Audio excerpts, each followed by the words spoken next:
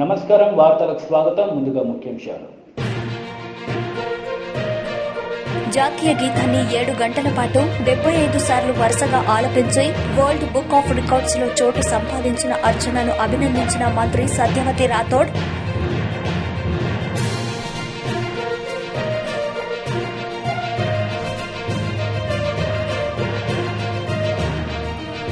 మాజీ మంత్రి కొడాలి నాని మీడియా సమావేశం, చంద్రబాబుపై fire.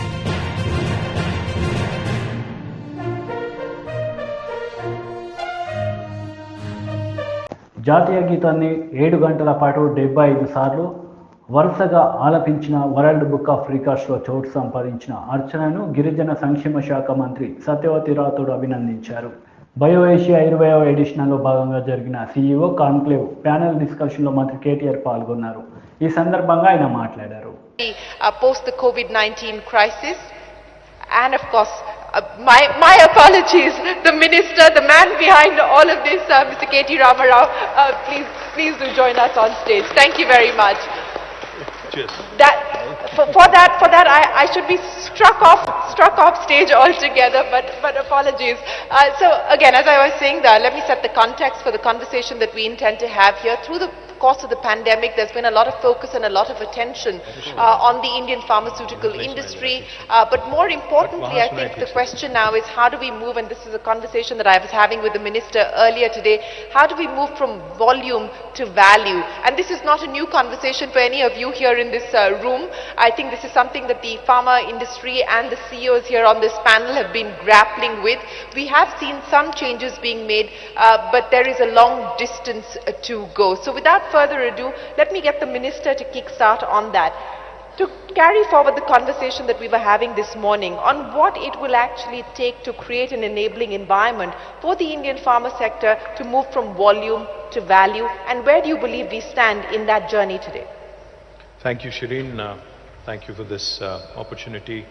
No, I was actually made a part of the panel just to listen in, actually.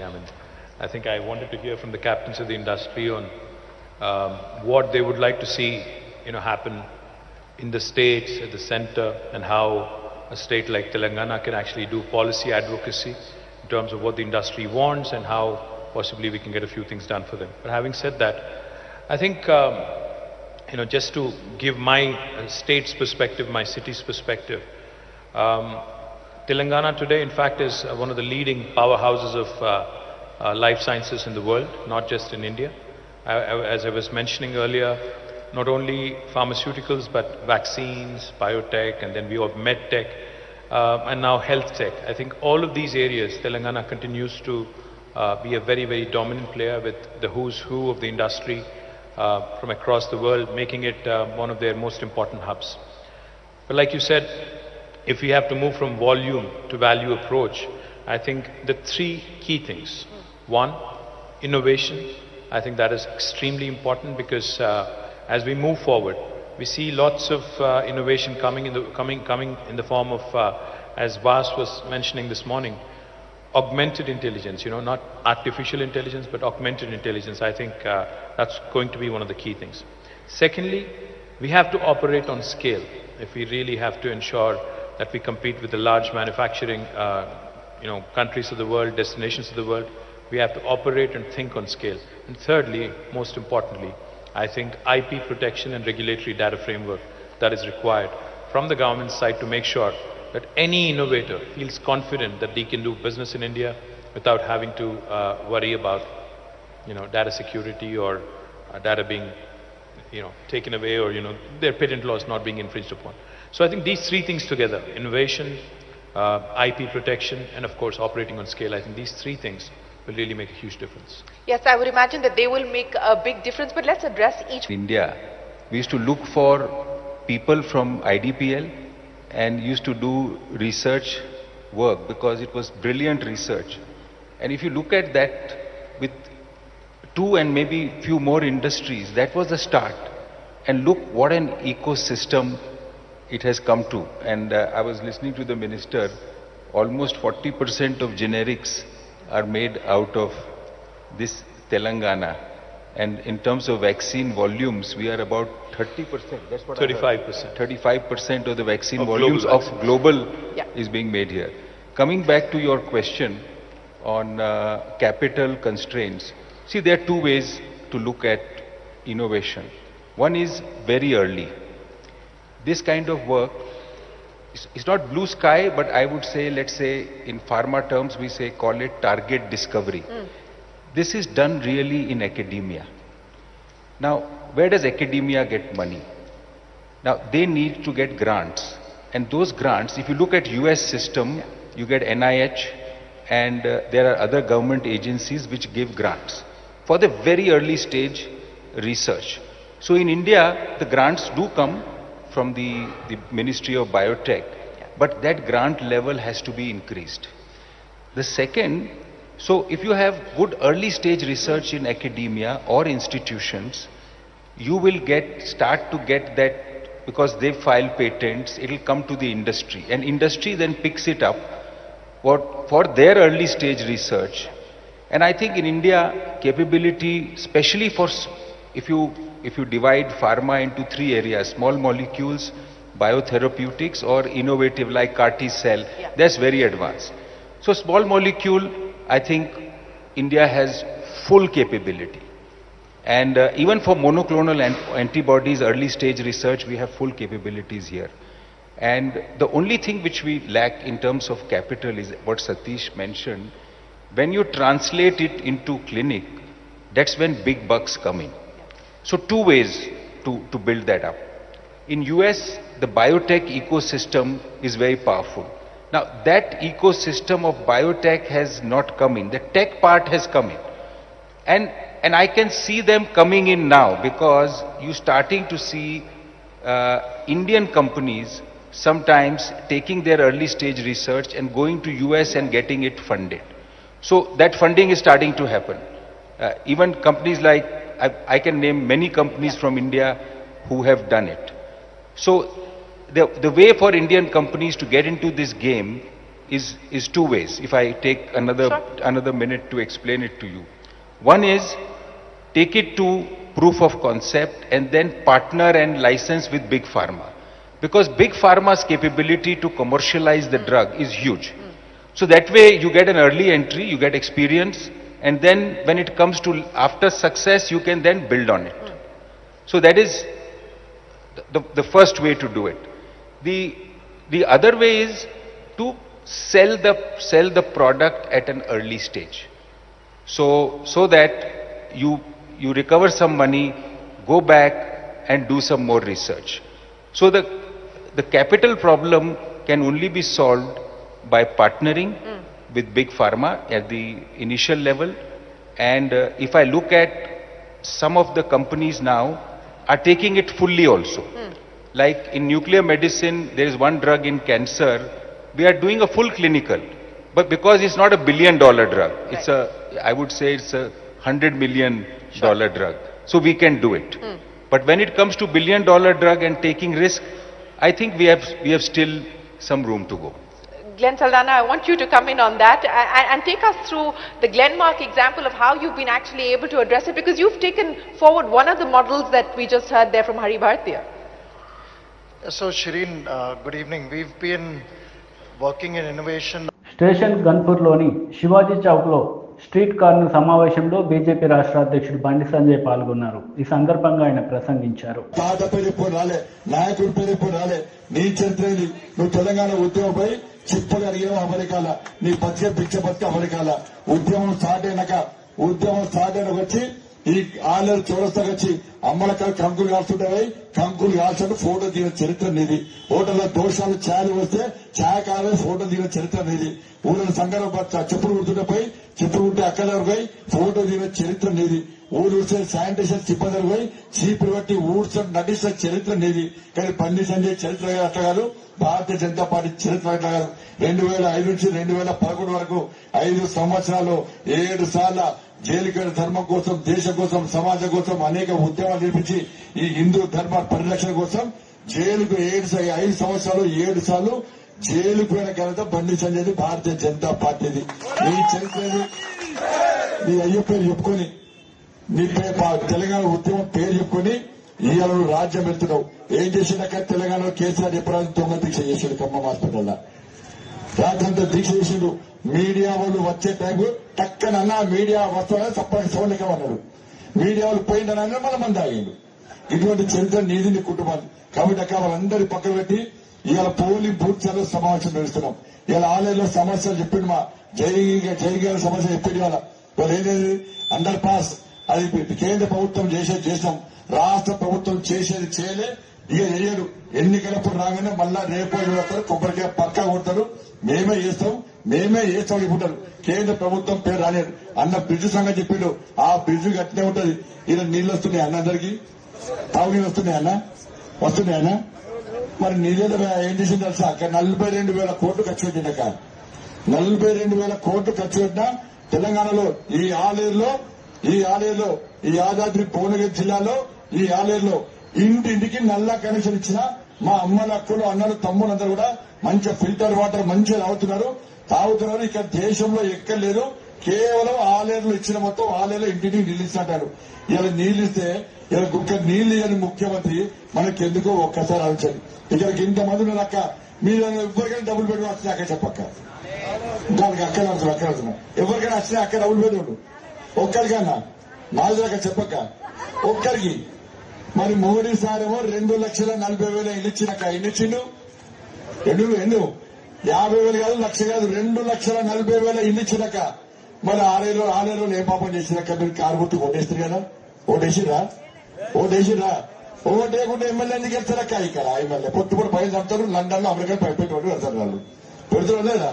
మరి car గుర్తుకు ఓటేసే మీరు పువ్వు గుర్తుకు ఓటేయకుండా కూడా మోడీ సార్ మీకు 2,40,000 ఇచ్చిండు.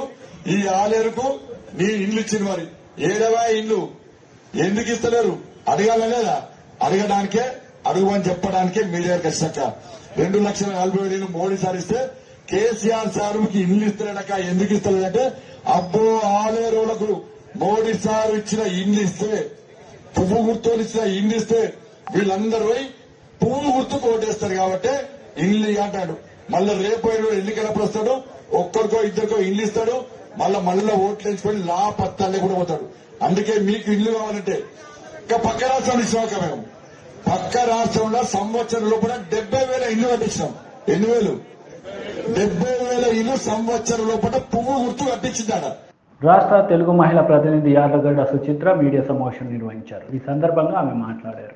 ఏం పర్వాలేదు, అంతా చాలా బాగా చాలా చక్కగా ప్రశాంతంగా ఉంది, వెళ్ళిపోండి వెనక్కి వెళ్ళిపోండి అని నన్ను చాలాసేపు నిలువరించారు అక్కడ.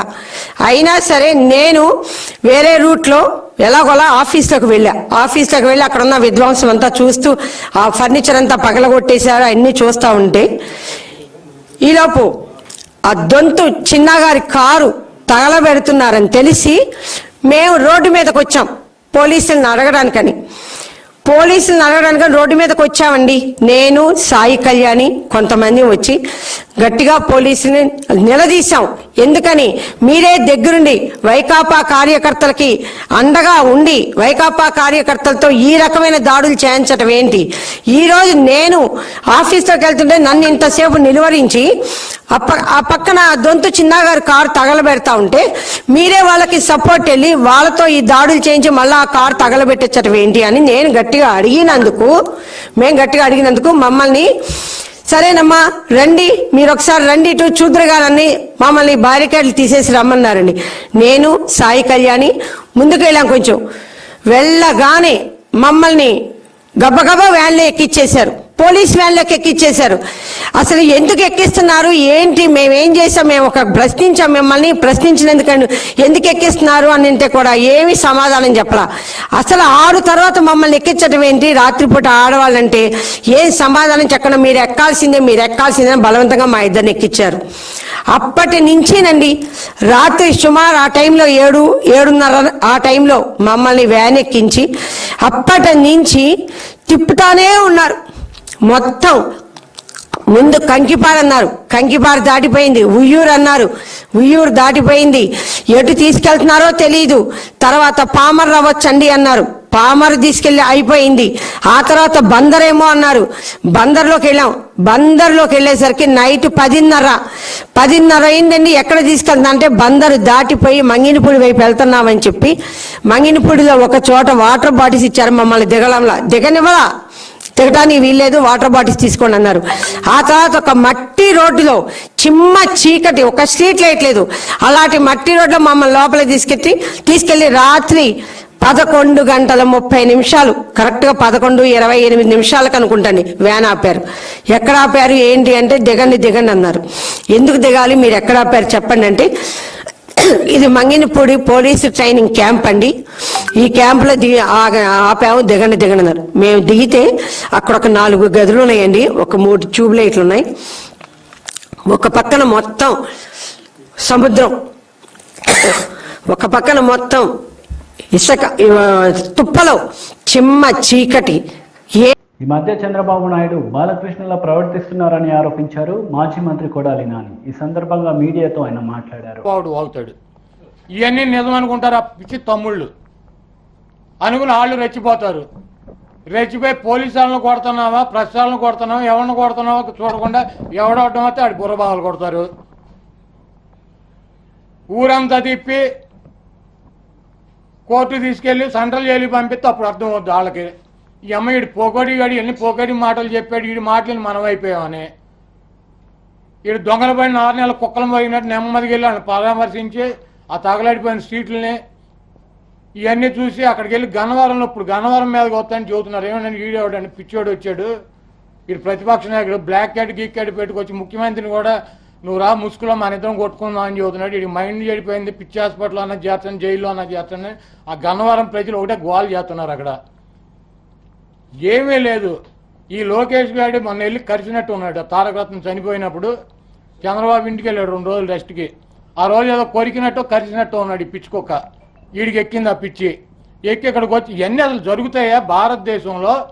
ఒక 2 ముఖ్యమంత్రులు, ఒక ప్రతిపక్ష నాయకుడు, ఒక పార్టీనో గన్మెన్స్ వద్దు, ఎవడొద్దు, పోలీసులు రావద్దు, మేమిద్దరం కొట్టుకుంటాం జనాన్ని వేసుకుని వెళ్తే అసలు ఈ భారతదేశంలో ఎక్కడన్నా పర్మిషన్ ఇస్తారా? ఓ ముఖ్యమంత్రులు కాదు, నేను మీరు ఎవడన్నా ఛాలెంజ్ చేసి కొట్టుకుందాం అని చెప్పి మన ప్రెస్లో మాట్లాడుకుని మేము వెళ్తామంటే మీ ఇంటికాడ మిమ్మల్ని, మా ఇంటికాడ మమ్మల్ని పెడతారు. రాజ్యాంగం ప్రకారం పనిచేస్తే పోలీసు వ్యవస్థలు, ఇక్కడ ఉన్నటువంటి జ్యుడిషియల్ వ్యవస్థలు ఇవన్నీ. ఒకవేళ మేము చంద్రబాబు నిజంగా నాడు వచ్చాడు, నేను వంశీ వెళ్ళి కొట్టేసామనుకో, కొంచెం మేము వయసులో ఉన్నాడు ముసలాడు, ఒకటి పట్టుకొని పోతాడు, ఏమవుద్ది? ఆయన పైకి పోతాడు, మేమేం జైలుకి పోతాం. ఇవన్నీ పిచ్చి మాటలు పిచ్చెక్కి బాబు నువ్వు రావాలంటే జగన్మోహన్ రెడ్డి గారు అయితే రాడు, కానీ ఆయన ప్రజాస్వామ్యాన్ని, రాజ్యాంగాన్ని, దేవుణ్ణి నమ్ముకుని రాష్ట్ర ప్రజల కోసం పరిపాలన చేసేటువంటి వ్యక్తి. నేను వంశీ నాకేమో నీ పిచ్చిలో సగం ఎక్కింది, ఎందుకంటే 2 సార్లు వంశీని 3 సార్లు తీసుకున్నాడు కాబట్టి నీ దగ్గర బీఫామ్ వంశీకి 30% ఎక్కింది. మేమిద్దరం రెడీ. నువ్వు బ్లాక్ క్యాట్ని పంపించే ముందు ఎప్పుడు రాజీనామా చేద్దాం చెప్పు. నేను వంశీ రాజీనామా చేసేస్తాం శాసనసభకి, నువ్వు కూడా చేసే, ప్రతిపక్ష నాయకుడు కూడా రాజీనామా చేసే. నీ బ్లాక్ క్యాట్ వెనక పంపించే, మా సెక్యూరిటీ వెనక పంపించేస్తాం. డైరెక్ట్గా ఫోన్లోనే మాట్లాడుకుందాం, ఎక్కడ నల్లమల్ల ఫారెస్ట్లో కొట్టుకుందామా, లేకపోతే 20 కిలోమీటర్ల సముద్రంలో ఇంటర్నేషనల్ మన దేశానికి సంబంధం లేని మొత్తం ప్రపంచం అంతా ఐక్యరాజ్య సమితి కాపలా కాస్తుంది, అక్కడికి వెళ్ళి కొట్టుకుందామా, లేకపోతే ఛత్తీస్గఢ్ అడవుల్లో కానీ ఒరిస్సా అడవుల్లో కానీ కొట్టుకుందామా ఎవరు లేకుండా. పిచ్చెక్కి పిచ్చి మాటలు కాకపోతే అసలైనా జరుగుతాయా? నీతో పాటు తెచ్చుకో, ఆ ముసలి రౌడీలు ఇంకా ఉన్నారు కదా నీకు, ఏబిఎన్ రాధాకృష్ణ, ఈనాడు రామోజీరావు, బీఆర్ నాయుడు, వాళ్ళని కూడా పట్టరు. దరిద్రం వదిలిపోద్ది. పోతే పైకి పోవటమా, లేకపోతే జైలుకి పోవటమా. ఒక బ్యాచ్ జైలుకి పోతే ఒక బ్యాచ్ పైకి పోద్ది. ఈ రాష్ట్రానికి పట్టిన శని దరిద్రం మొత్తం విరగడైపోద్ది. లోకేష్ కూడా పట్టరా. ఈ రాష్ట్ర ప్రజలు ప్రశాంతంగా హాయిగా జీవిస్తారు. ఇటువంటి పిచ్చి మాటలు మాట్లాడేటువంటి చంద్రబాబుని ముఖ్యమంత్రి గారికి నేను పదే చెబుతున్నాను. రేపు 2024 ఎన్నికలు అయ్యేలోపు నారా చంద్రబాబు నాయుడు మానసిక వైకల్య కేంద్రం అన్నది కట్టాలి అమరావతిలో. దానికి పసుపు రంగు వేయాలి. దాంట్లో మంచి రూములు ఒక 6-7 రూములు పెట్టాలి. ఈ చంద్రబాబుతో పాటు ఉన్నటువంటి 420 వాళ్ళనే, నేను చెప్పినటువంటి 5-6గురిని మంచి సూట్ రూముల్లో జాయిన్ చేసి నా కొడుకులకు కనుక ట్రీట్మెంట్ ఇవ్వకపోతే 2024 ఓటమి తర్వాత ఇంకా జనం మీద పడి జనాన్ని కొడతారు. మీరు ఎందుకు ఓటేశారా, మీరు రండి కొట్టుకుందాం అని చెప్పి తిరుగుతారు. కాదు అంటే రాజ్యాంగ ముసుగులో ఇట్లా ప్రవర్తించేటువంటి పిచ్చోళ్ళని ఏం చేయాలన్నదే ప్రజలు నిర్ణయిస్తారు. 2024లో మీ పిచ్చి మాటలకి పిచ్చి వాగుడికి నువ్వు పట్టాభిని పంపించి అక్కడ రెచ్చగొట్టి వంశీని మధ్యలో నీ పార్టీ కార్యకర్తకు ఎవరికైనా దెబ్బ తగిలిందని చిన్న గీత పడిందా?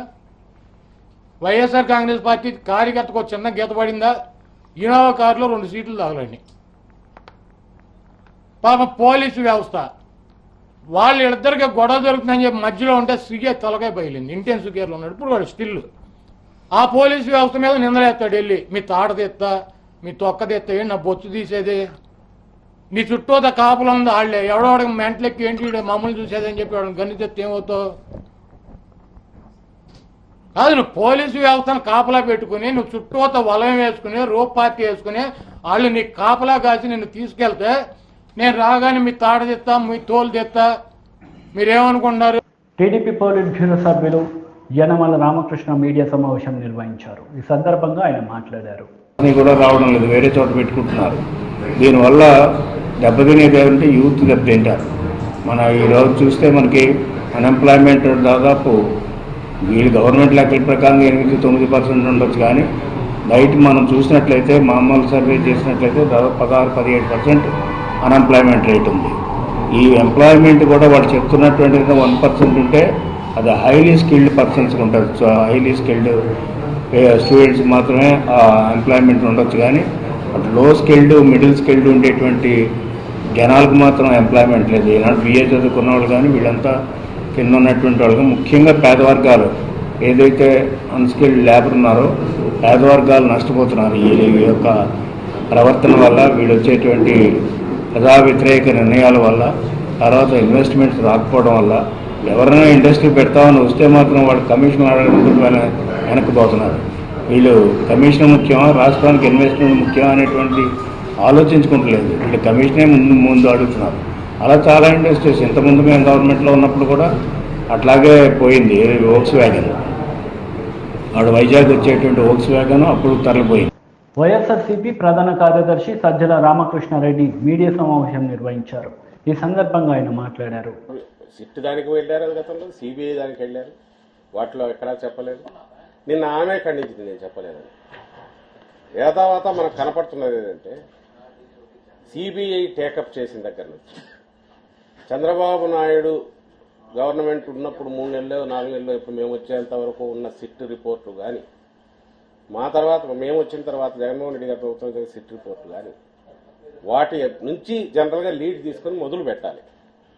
అలాంటిది మాట ఏంటంటే కట్టగట్టి పక్కన పడేసి వీళ్ళు సొంతంగా డిఫరెంట్ లైన్లో, అంటే డిఫరెంట్ అవకాశాలు ఉన్నప్పటికీ ఏమేమి అవకాశాలు ఉన్నాయి చూడకుండా, ఉదాహరణకు మేము చెప్పింది ఆ రోజు చెప్పింది, ఈ రోజు మాకు అనుమానం it was a political decision to demoralise our cadre, to demoralise Jaganmohan Reddy గారు. ఎలక్షన్లకు ముందు ఒక సాఫ్ట్ స్పాట్ వివేకానంద రెడ్డి గారు, అజాత శత్రువు, ఆయన ఎవరికి ఇది కాని వాళ్ళు అంత క్రూరంగా ఇచ్చేశారు. అప్పట్లో మన టీడీపీ దీనికి సంబంధించిన ఆదినారాయణ రెడ్డి కానీ వాళ్లకు నాలెడ్జ్ ఉంటుంది, బీటెక్ రవి లాంటి వాళ్ళని మేము అన్నాం. ఎందుకు అవకాశం ఉందంటే అంతకుముందు ఎవరైతే ఆ హాస్పిటల్లో చేరి వాళ్ళ మహేశ్వర్ రెడ్డి పేర్లు వాళ్ళందరూ వీళ్ళ కాంటాక్ట్లో ఉండడం, వాళ్ళు గ్రూపులుగా కలవడం, దానికి ముందు హోటల్లో ఆదినారాయణ రెడ్డి వాళ్ళు కలవడం, అలాగే ఆదినారాయణ రెడ్డిని ఇక్కడ వచ్చి వాళ్ళు కలవడం, వీటన్నిటికీ ఆధారాలు దొరికాయి. అది ఒకటే అవకాశం ఉంది. రెండవది, ఎక్కడైతే జరిగిందో ఇంట్లో అక్కడ ఉన్న మనుషులు కానీ, లేదా చేసినట్టు ఈరోజు సిబిఐ చెప్తున్న వాళ్ళు కానీ, మొత్తం అంతా వివేకానంద రెడ్డి గారికి దశాబ్దాల తరబడి ఆయనతో ఉన్నవాళ్ళు, ఆయనతో పూర్తి ఆయన కుటుంబంలో భాగంగా ఉన్నాడు. ఆయన ఎక్కడ మూవ్ అయినా వాళ్ళు చేశారు అంటే దాని వెనక ఉండే అవకాశాలు ఏమున్నాయనేది అటు చూడాలి. ఏం చేయట్లేదు. అల్టిమేట్లీ ఆ హత్య ఘోరంగా జరిగింది. అందులోనూ అలాంటి నాయకుడు కోల్పోవడం పార్టీకి నష్టం, జగన్మోహన్ రెడ్డి గారికి వ్యక్తిగతంగానూ కుటుంబ పరంగానూ అది నష్టం. న్యాయం జరగాలి, నీ అసలైన దోషులు పట్టుబడాలనేది ఎవరైనా కోరుకునేది. ఆ కోరుకోవడంలో డిఫరెంట్ లైన్స్ ఆఫ్ సస్పిషన్ అవకాశం ఉన్న ఏరియాస్ ఉన్నప్పుడు వీటన్నిటి వైపు చూడకుండా, పైగా అంతకుముందు సిట్ రిపోర్ట్స్ను పరిగణలోకి తీసుకోకుండా, ఏదైతే వీళ్ళు టీడీపీ చంద్రబాబు నాయుడు కోరుకునే లైన్ ఏది ఉందో దాని వైపే తోయడం అనేది పనిగా సిబిఐ కింది స్థాయి అధికారులు డే 1 నుంచి మొదలు పెట్టారనేది స్పష్టంగా కనిపిస్తోంది. ఆ దర్యాప్తు సిబిఐ దర్యాప్తు అనేది కింద ఈ అధికారులు ఎవరున్నారో వాళ్ళు ఒక నిష్పక్షపాతంగా జరగకపోవడం అటుంచి ఒకవైపు తీసుకెళ్లి దోషులు వీళ్ళు అని చెప్పే ప్రయత్నం, దానికి తగినట్టే కల్పితమైన ఇవన్నీ క్రియేట్ చేయడం, వాంగ్మూలాలను మార్చి వీళ్ళు చెప్పినవి చెప్పనివి రాసి అవి తెచ్చి ఈనాడు జ్యోతి లాంటి పబ్లిక్ మీడియా ద్వారా జనం పబ్లిక్ పర్సెప్షన్ లో ఒక బ్యాడ్ ఇమేజ్ జగన్మోహన్ రెడ్డి గారిని క్యారెక్టర్ అసాసినేషన్ చేయడానికి చేసే ప్రయత్నం ఇదంతా ఒక లింకులతో ఒక ఆర్గనైజ్డ్ గా కోఆర్డినేటెడ్ గా జరుగుతోంది అనేది స్పష్టంగా కనిపిస్తోంది. మేము చెప్పాల్సిన అవసరం లేదని భావిస్తున్నాం. 3, అన్నిటికంటే మేము ఫస్ట్ నుంచి అడుగుతున్నది, ఇన్సిడెంట్ జరిగిన తర్వాత శివప్రకాష్ రెడ్డి అంటే వివేకానంద రెడ్డి గారి బావమరిది, పార్టీ పరంగా కూడా ఆయన నాయకత్వం అక్కడ ఉన్నారు లోకస్థానికంగా, వాళ్ళు హైదరాబాద్లో, ఆయన నుంచి ఫోన్ పోకపోతే అవినాష్ రెడ్డి అనేవాడు వెళ్లేవాడా? Avinash Reddy on the way to Muddanur వెళ్తున్నవాడు, ఎలక్షన్ దీనికి వెళ్తున్నవాడు. ఈ ఫోన్ రాగానే అక్కడికి వెళ్ళేవాడు. ఫోన్ చేసినప్పుడు ఎందుకు శివప్రకాష్ రెడ్డి అవినాష్ అక్కడ వివేకానంద రెడ్డి గారి సంతకంతో ఒక రాసినట్టుగా ఒక లేఖ దొరికింది, అందులో చూస్తే అనుమానంగా ఉంది, అది సస్పీషియస్ డెత్ అని ఎందుకు చెప్పలేదు? చెప్పి ఉంటే అవినాష్ రెడ్డి అక్కడికి పోయిన తర్వాత ఎలా రియాక్ట్ అయ్యాడు అనేది డిఫరెంట్ ఇష్యూ, ఎందుకు చెప్పలేదు? 3, వార్తలు ముగించే ముందు ముఖ్యాంశాలు మరోసారి. జాతీయ గీతాన్ని 7 గంటల పాటు 75 సార్లు వరుసగా ఆలపించి వరల్డ్ బుక్ ఆఫ్ రికార్డ్స్ లో చోటు సంపాదించిన అర్చనను అభినందించిన మంత్రి సత్యవతి రాథోడ్.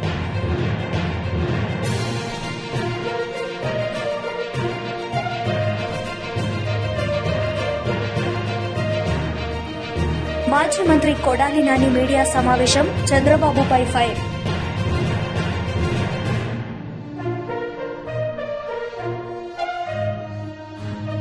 ఈ వార్తలు ఇంతటితో సమాప్తం. తిరిగి ప్రసారమయ్యే వార్తల్లో మళ్ళీ కలుద్దాం. అంతవరకు సెలవు. నమస్తే.